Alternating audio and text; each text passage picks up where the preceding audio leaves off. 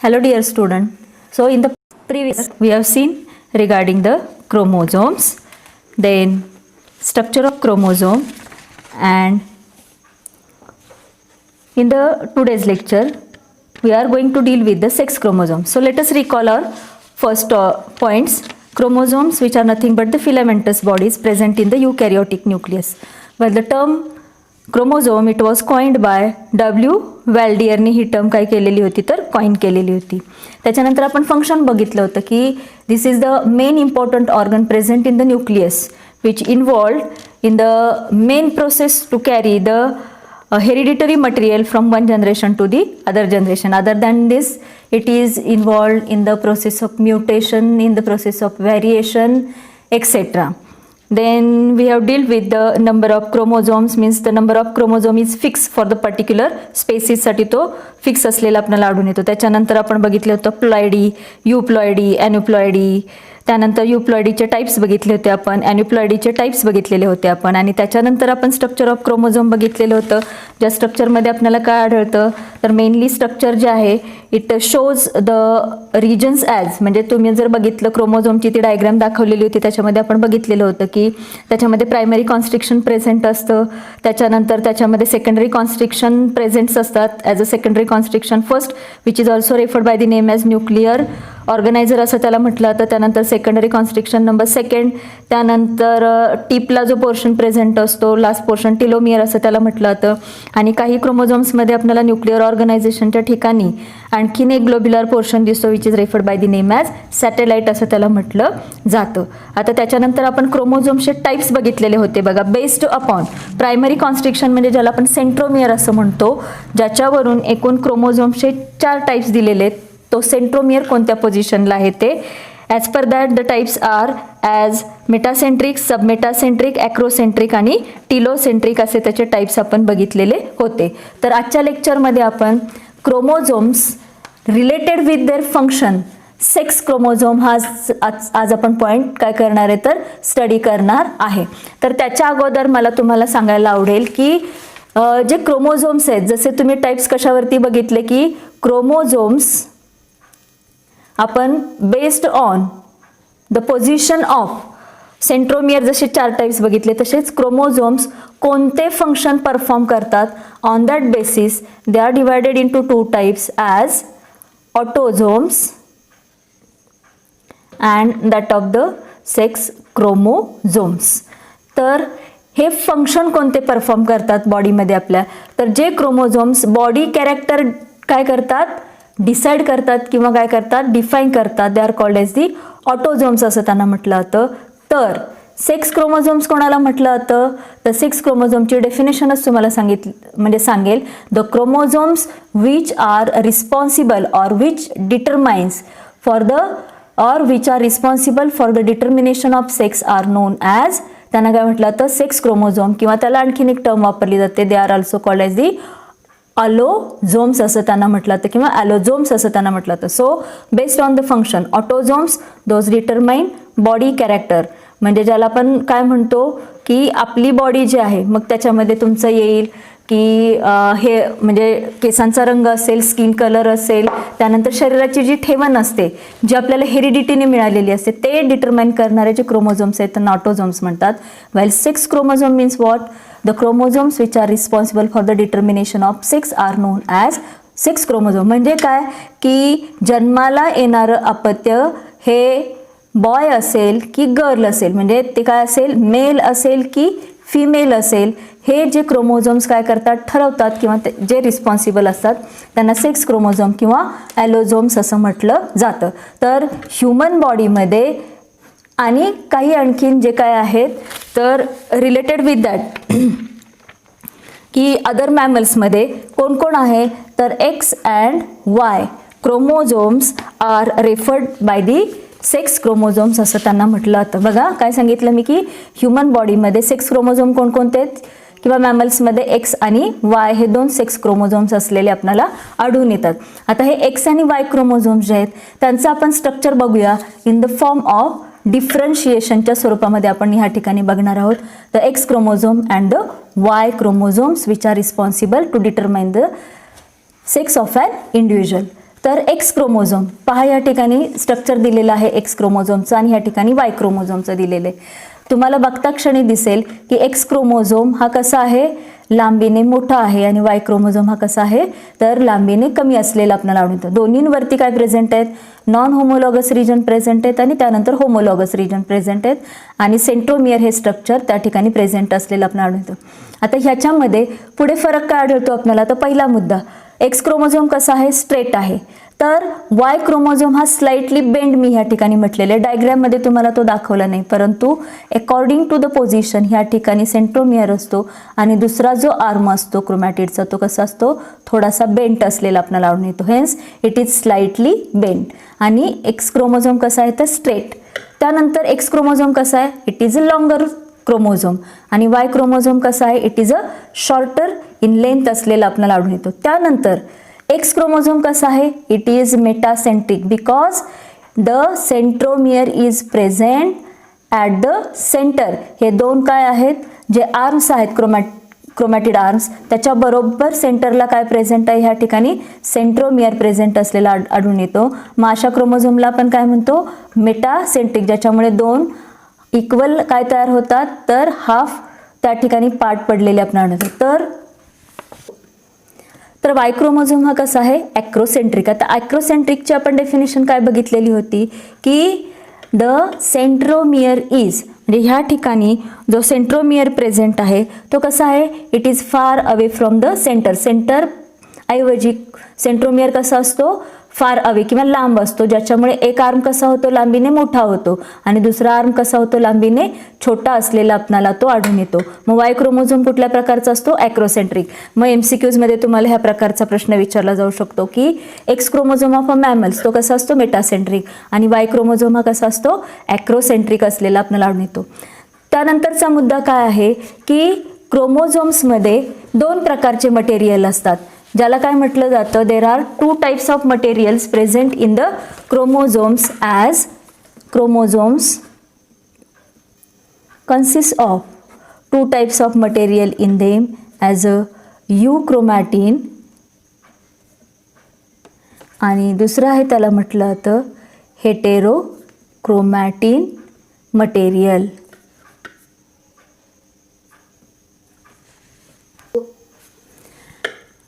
Now chromosomal material which is in the form of euchromatin and that of the heterochromatin. What it indicates? Euchromatin म्हणजे ज्या material मध्ये which consists of the large amount of DNA material. म्हणजे ह्या ठिकाणी काय आहे, DNAचं content कसं आहे, जास्त आहे. While heterochromatin it shows the small amount of DNA material. Okay, now as it consists of large amount of DNA means it is genetically active. हे मटेरियल कसं असणार आहे, जेनेटिकली ॲक्टिव्ह, आणि as compared to this it is genetically less active or inert in function असलेलं आपल्याला आढळून येईल. So this is related with the difference between the material chromosomal material present euchromatin and that of the heterochromatin. म्हणजे फरक बघताना तुम्हाला हा मुद्दा लक्षात येईल. Now the next point, large amount of euchromatin. X chromosome मध्ये काय आहे, large amount of euchromatin आहे, तर Y क्रोमोझोम मध्ये small amount of euchromatin. म्हणजेच काय की the chromosomal material it consists of large amount of DNA, hence it is यूक्रोमॅटिन. तर इथं DNAचं प्रमाण कसं आहे तर कमी असलेलं आपल्याला आढळतं. आता नेक्स्ट पॉईंट काय, जर ह्याच्यात लार्ज अमाऊंट ऑफ यूक्रोमॅटिन आहेत तर it shows small amount of heterochromatin, आणि इथं काय जाईल, small amount of euchromatin and large amount of heterochromatin ह्या ठिकाणी प्रेझेंट आहे. आता त्याच्यामुळे काय होतं, इथं DNA कंटेंट जास्त आहे, यूक्रोमॅटिन म्हणजेच काय, DNA कंटेंट कसा आहे, हाय आहे, त्यामुळे हा जो क्रोमोझोम आहे तो जेनेटिकली कसा आहे, ॲक्टिव्ह क्रोमोझोम म्हणून तो ओळखला जातो, आणि इथे DNAचं प्रमाण कसं आहे, कमी आहे, लेस आहे, त्यामुळे जेनेटिकली हा क्रोमोझोम म्हणजे कुठला, वाय क्रोमोझोम हा कसा आहे, लेस ॲक्टिव्ह आहे किंवा इनर्ट, म्हणजे ज्याला आपण काय म्हणतो उदासीन असलेला तो आपल्याला आढळून येतो. त्यानंतर नेक्स्ट पॉईंट काय सांगतो डिफरन्सिएशनचा, when you are going to observe the diagram, the X chromosome is having non homologous region longer and having more genes on it. बघा तुम्ही ह्या ठिकाणी जो नॉन होमोलॉगस रिजन आहे तो एक्स क्रोमोझोमचा कसा आहे, मोठा आहे, तर वाय क्रोमोझोमचा कसा आहे, छोटा आहे. त्यामुळे ह्या क्रोमोझोमवरती जीन्सची संख्या कशी असणार आहे, जास्त असणार आहे as compare to the non homologous region of Y chromosome. त्यानंतरचा पॉईंट आहे non homologous region carry X linked jeans.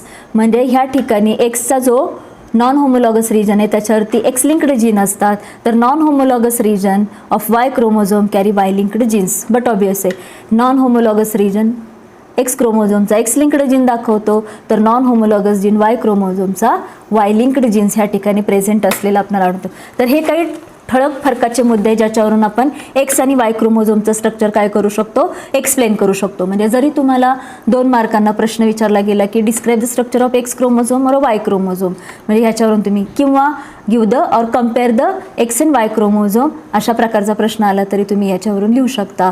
Straight आहे, वाय क्रोमोझोम स्लाइटली बेंड असतो, एक्स क्रोमोझोम लॉंगर असतो, वाय क्रोमोझोम शॉर्टर असतो, एक्स क्रोमोझोम मेटासेंट्रिक असतो, Y chromosome acrocentric असतो. X क्रोमोझोममध्ये large amount of euchromatin असतं, यांच्यामध्ये स्मॉल अमाऊंट ऑफ युक्रोमॅटिन. हे काय दाखवतात, small amount of heterochromatin. Y क्रोमोझोममध्ये लार्ज अमाऊंट ऑफ हेट्रोक्रोमॅटिन. हा जेनेटिकली ॲक्टिव्ह असतो, हा जेनेटिकली लेस ॲक्टिव्ह किंवा इनर्ट असतो. नॉन होमोलॉगस रिजन हा लॉंगर असतो एक्स क्रोमोझोमचा आणि मोर जीन्स असतात, आणि वाय क्रोमोझोमचा नॉन होमोलॉगस रिजन लेंथने कमी असतो आणि त्याच्यावरती काय असतात, तर कमी प्रमाणावरती जीन्स प्रेझेंट असतात. याच्यावरती एक्स लिंक्ड जीन्स प्रेझेंट असतात, याच्यावरती वाय लिंक्ड जीन्स प्रेझेंट असलेले आपल्याला आढळून येतात. आणि वन मोर मी ह्या ठिकाणी मेन्शन करेन की ज्याला आपण होमोलॉगस रिजन म्हणतो, तो होमोलॉगस रिजन काय दाखवतो आपल्याला, क्रॉसिंग ओव्हर दाखवतो आपल्याला. म्हणजे ज्यावेळेस मिओसिसची प्रक्रिया होत असते गॅमेट्सची, तर त्या दरम्यान क्रॉसिंग ओव्हर होत असतं आणि त्या क्रॉसिंग ओव्हरमध्ये कोणता भाग पार्टिसिपेट होतो, crossing over takes place only in homologous region of X and Y chromosome. ह्या ठिकाणी जे इक्वल लेंथचे दाखवलेत ना आपण पार्ट एक्स आणि वाय क्रोमोझोमचे, त्याला म्हणतात होमोलॉगस रिजन. तर क्रॉसिंग ओव्हर नेहमी कुठं होतं, होमोलॉगस रिजनमध्ये होतं. Now see the next point of our topic, linkage. आता लिंकेजमध्ये आपण काय बघणार आहे की लिंकेजची डेफिनेशन बघणार आहे. आता लिंकेज म्हणजे काय, साधं आपल्याला सांगता येईल की जशी साखळी, म्हणजे ही जर वर्तुळ आपण एकात एक गुंफत गेलो की एक काय होते, लिंक तयार होते, एक साखळी तयार होते. तसंच what is the linkage related with the chromosomes. आता याच्यापूर्वी आपण काय बघूया की तुम्हाला माहिती आहे की या ठिकाणी क्रोमोझोम्सवरती काय प्रेझेंट असतात, if suppose this is a chromosome, क्रोमोझोमवरती काय प्रेझेंट असतात, जीन्स, आणि जीन्सवरती काय प्रेझेंट असतात, कॅरेक्टर्स प्रेझेंट असतात. जे कॅरेक्टर्स अलॉंग विथ क्रोमोझोम एका पिढीकडून दुसऱ्या पिढीकडे ते संक्रमित केले जातात. मग genes that are located on the same chromosome and are inherited together are called linked genes असं त्याला म्हटलं जातं. If suppose this is X chromosome, तर ह्या एक्स क्रोमोझोमवरतीच म्हणजे सेम क्रोमोझोम एक्स क्रोमोझोमवरती जे जीन्स प्रेझेंट आहेत, लोकेटेड आहेत आणि इनहेरिटेड, आणि ते सेपरेट न होतं ते काय केले जातात, असेच काय केले जातात, इनहेरिट केले जातात एका पिढीकडून दुसऱ्या पिढीकडे. दे आर कॉल्ड लिंक्ड जीन्स असं त्यांना म्हटलं जातं. काय म्हटलं जातं, लिंक्ड जीन्स असं त्यांना म्हटलं जातं. तर the tendency of the genes on the same chromosome to inherit together is called linkage. आणि त्यांची ही जी काय आहे, एकत्रितरित्या इनहेरिट होण्याची जी काही प्रॉपर्टी आहे किंवा टेंडन्सी आहे, it is referred by the name as linkage असं त्याला म्हटलं जातं. ओके, तर आता तुम्हाला आयडिया आलेली असेल लिंकेज म्हणजे काय, तर tendency of inheritance of the genes located on same chromosomes, त्याला म्हणायचं लिंकेज असं त्याला म्हटलं जातं. तर genes located on the same chromosome आणि ते एकत्रितरित्या इनहेरिटन्स केले जातात, त्या जीन्सला काय म्हटलं जातं, लिंक्ड जीन्स असं म्हटलं जातं. तर हे जे जीन्स आहेत जे काय होतात, लिंकेजमध्ये काय होतात, इनहेरिट होतात. तर ह्या लिंकेज ज्या आहेत त्या लिंकेज 2 सायंटिस्टने शोधून काढल्या. एक बॅटसन त्याने प्लांट्समध्ये शोधून काढली, तर TH मॉर्गन ह्या सायंटिस्टने ॲनिमल्समध्ये ती काय केलेली आहे, शोधून काढलेली आहे.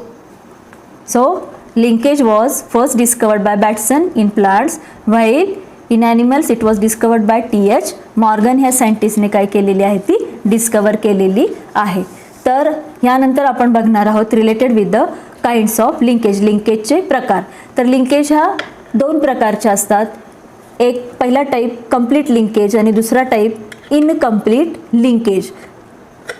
आता कंप्लीट लिंकेज कशाला म्हणायचं, तर complete linkage linked genes are closely located on the chromosomes. म्हणजे ह्या ठिकाणी आपण जर असा क्रोमोझोम दाखवला तर ह्या ठिकाणी प्रेझेंट असणारे जीन्स आहेत ते कसे असतात, दे आर क्लोजली रिलेटेड. म्हणजे ते अगदी एकमेकांच्या कशा असतात, शेजारी असलेले आपल्याला आढळून येतात.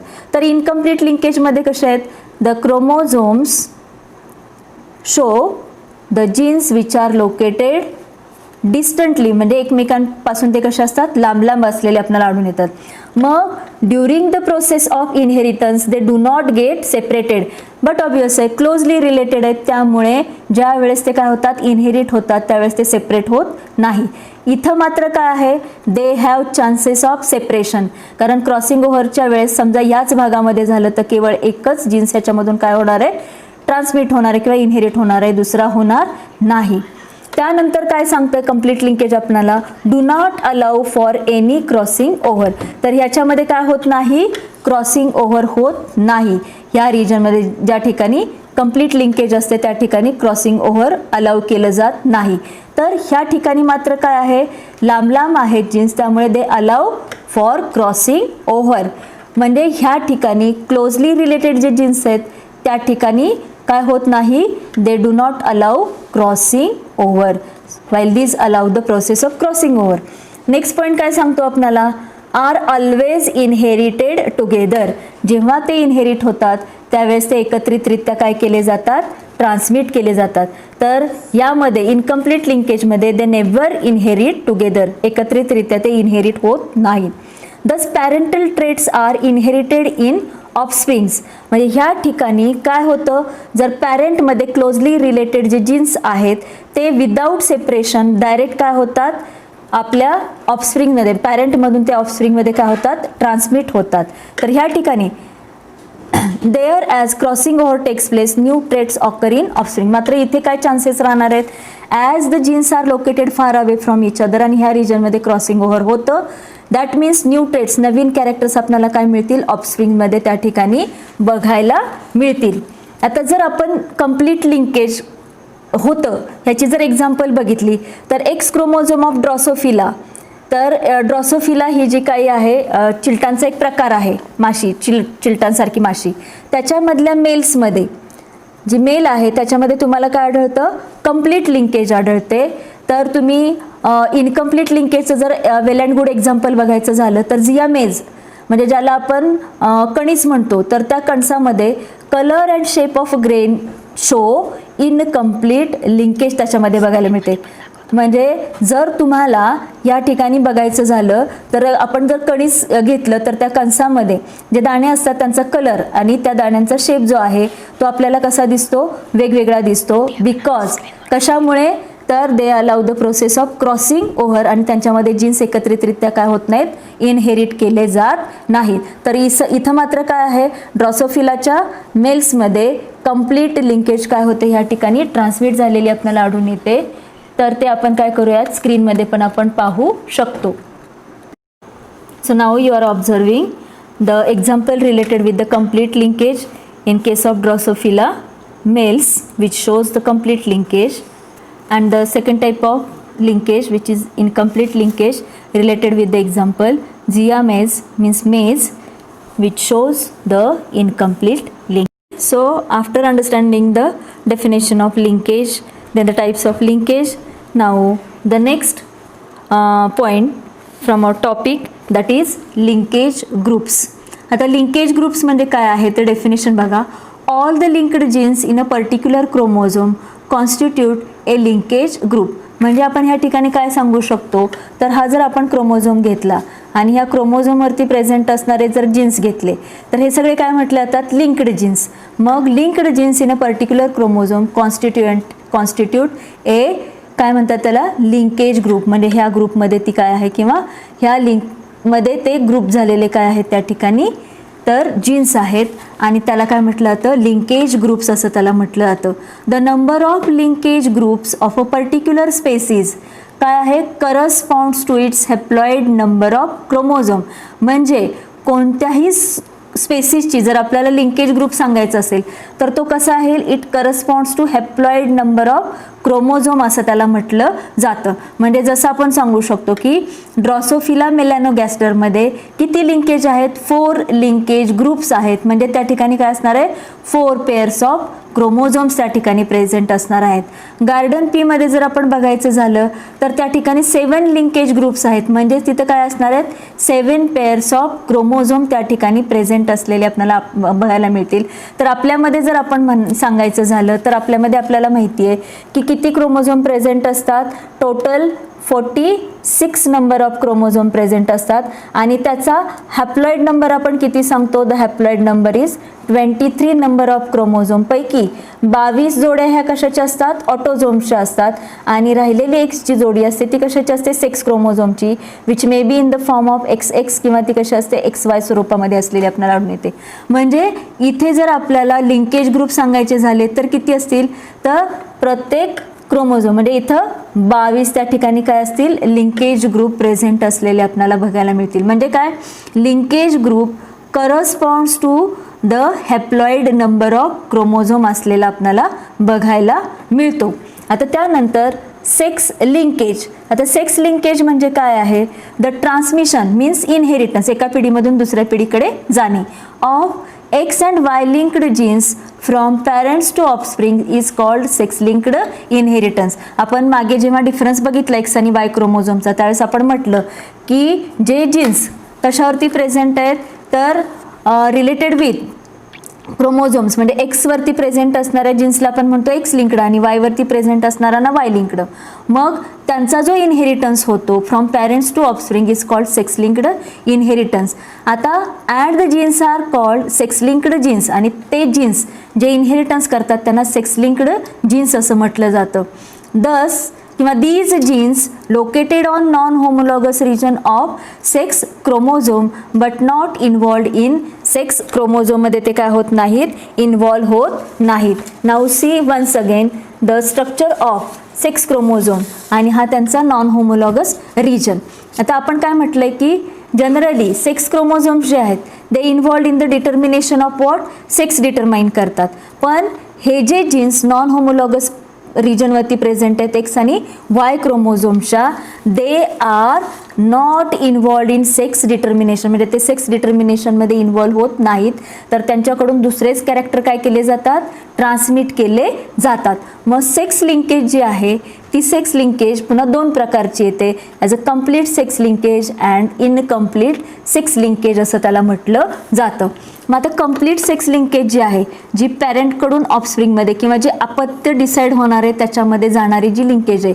मग कम्प्लीट लिंकेज काय सांगते तुम्हाला, shown by genes located on non homologous region of X and Y chromosome.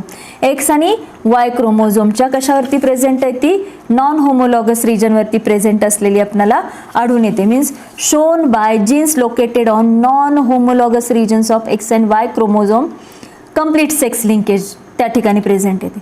Incomplete sex linkage काय आहे, genes located on homologous regions of X and Y chromosome, कुठं प्रेझेंट आहे ती, homologous region of X and Y chromosome. So complete is present on non-homologous region while incomplete is present on the कशावरती present आहे ती, homologous region वरती present असलेली आपल्याला बघायला मिळते. आता पुढे बघा, these genes inherit together because crossing over does not occur in this region. आपण बघितलेलं आहे स्टेटमेंटच आपण बघितलेलं होतं की क्रॉसिंग ओव्हर होतं ते कुठल्या भागामध्ये होतं, crossing over is takes place in case of homologous रिजनमध्ये होतं. मग नॉन होमोलॉगस रिजन जो आहे ज्याच्यामध्ये तुम्हाला काय आढळते, तर ह्या ठिकाणी तुम्हाला कम्प्लीट लिंकेज आढळते, तिथं क्रॉसिंग ओव्हर होत नाही. त्यामुळे तिथले जे जीन्स आहेत ते काय होतात, दी जीन्स इनहेरिट टुगेदर, ते एकत्रितरित्या इनहेरिट होतात. आता ह्याच्या विरुद्ध ह्या ठिकाणी असणारे, कारण ह्या रिजनमध्ये काय होतंय, क्रॉसिंग ओव्हर होतंय. कुठल्या रिजनमध्ये homologous region. Do not inherit together because crossing over occur in this region. ह्या रिजनमध्ये काय होतंय, क्रॉसिंग ओव्हर होतंय. आणि मागे जेव्हा आपण बघितलं की कंप्लीट आणि इनकम्प्लीट लिंकेजमध्ये हे लिंक्ड जीन्स असतात, जवळजवळ असतात, हे जे आहेत ते एकामेकांपासून लांब असतात आणि त्याच्यामध्ये क्रॉसिंग ओव्हर होतं, त्यामुळे ते काय होतात, दे डू नॉट इनहेरिट, एकत्रित ते इनहेरिट होत नाही. तर क्रॉसिंग ओव्हरमध्ये जो जीन त्या क्रॉसिंग ओव्हरच्या रिजनमध्ये जाईल तो काय होतो, फक्त इनहेरिट होतो. मग कंप्लीट सेक्स लिंकेजची जर आपल्याला एक्झाम्पल बघायची असतील तर एक्स लिंक्ड सांगता येईल आपल्याला. कुठलं कॅरेक्टर ट्रान्सफर होतं, तर हिमोफिलिया, त्यानंतर red green colour blindness, myopia ज्याला नियर साइटनेस असं आपण म्हणतो. तर हे जे आजार आहेत ते एक्स लिंक्ड किंवा एक्स क्रोमोझोमच्या कुठल्या, तर they are located on non homologous region of X chromosome आणि ते काय होतात, तर एका पिढीमधून दुसऱ्या पिढीकडे जातात. तसंच non homologous region of Y क्रोमोझोमवरती जे ह्या ठिकाणी जे प्रोड्यूस करणारे जे जीन्स आहेत ते काय प्रोड्यूस करू शकतात, हायपरट्रायकॉसिस, त्यानंतर इक्थायोसिस असं त्यांना म्हटलं जातं. सो स्टुडंट्स, एक्स लिंक्ड ट्रेट्सचे आपण किंवा कंप्लीट लिंकेजमध्ये आपण बघतो. एक्स लिंक्ड जेव्हा असतील तर त्याचे एक्झाम्पल हिमोफिलिया, ज्याला ब्लीडर्स डिसऑर्डर असं सुद्धा म्हटलं जातं. पुढे जाऊन तुम्ही हे इन डिटेल बघणारच आहे, ज्याच्यामध्ये ब्लड कोॲग्युलेशन म्हणजे रक्त गोठण्याची जी प्रक्रिया असते ती अत्यंत संथ गतीने होते किंवा होतच नाही. म्हणजे ज्या ठराविक वेळेत रक्त गोठायला पाहिजे त्या वेळेत ते होत नाही. रेड ग्रीन कलर ब्लाइंडनेस म्हणजे लाल आणि हिरवा रंग ओळखता न येणे. त्याच्यानंतर मायोपिया म्हणजे नियर साइटनेस म्हणजे जवळचं न दिसणे, ह्याला मायोपिया असं म्हटलं जातं. आणि वायलिंकडमध्ये हायपरट्रायकॉसिस म्हणजे टक्कल पडणे ज्याला आपण म्हणतो. त्याच्यानंतर इक्थायोसिस म्हणजे ज्याला थिकनिंग ऑफ स्किन किंवा अशी खवल्यांसारखी त्या व्यक्तीची स्किन असलेली आपल्याला बघायला मिळते. आणि इनकम्प्लीट सेक्स लिंकेजमध्ये तुम्हाला एक्स अँड वाय लिंक्ड ट्रेट्समध्ये तुम्हाला एक्झाम्पल सांगितले. कलर ब्लाइंडनेस म्हणजे ज्याला आपण रंगच ओळखता येत नाहीत त्या व्यक्तींना. नेफ्रिटिस म्हणजे किडनीमधला नेफ्रॉन हा जो ऑर्गन असतो त्याच्यावरती सूज असते. रेटिनिटिस म्हणजे रेटिना हा जो भाग आहे डोळ्यांचा त्याच्यावरती सूज असते. त्यानंतर पिगमेंटोसा म्हणजे ज्या ठिकाणी आपल्याला काय आढळतं तर